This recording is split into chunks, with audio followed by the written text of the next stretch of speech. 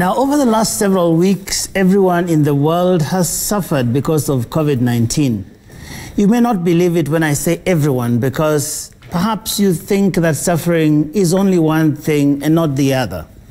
But truly speaking, it just depends on who and where you are.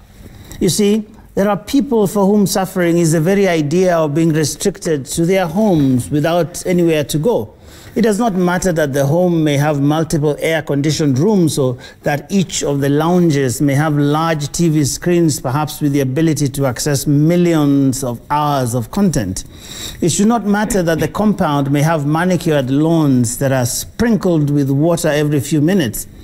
But they are suffering because they cannot leave the compound to go to their favorite club or restaurant or fly to their ranch in the countryside.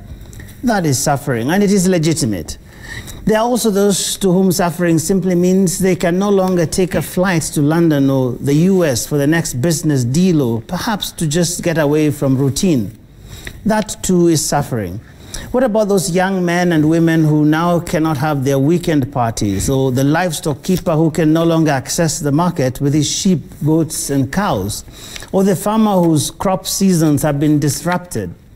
I've not talked about the students who do not know when their schools will reopen, and the parents who have no idea what to do with their children for this long unscheduled break, or borrowers who are under pressure to pay their loans in spite of shrinking or the now non-existent income. The priests and pastors who have lost touch with their flock and know not how many of them will still be standing when it is all over. They too are suffering from the effects of COVID-19. Still, if you suffocate when you wear your mask and you have to keep it on to keep safe, or you have to keep away from those you love in order to protect them, that too is suffering. Perhaps the most compelling portrait of suffering in this period has been that of the daily wage workers, who would typically walk from home to home looking for clothes to wash, or hang around construction sites and factory gates just in case an extra hand is needed. They have nowhere to go now, and for them, that can often mean sleeping hungry or worse. Then there are those who are in extended mandatory quarantine, those who are sick in hospital, those who have lost loved ones and can't even accord them a decent burial. We are all suffering. My point is that COVID-19 is revealing undeniable facts in our society.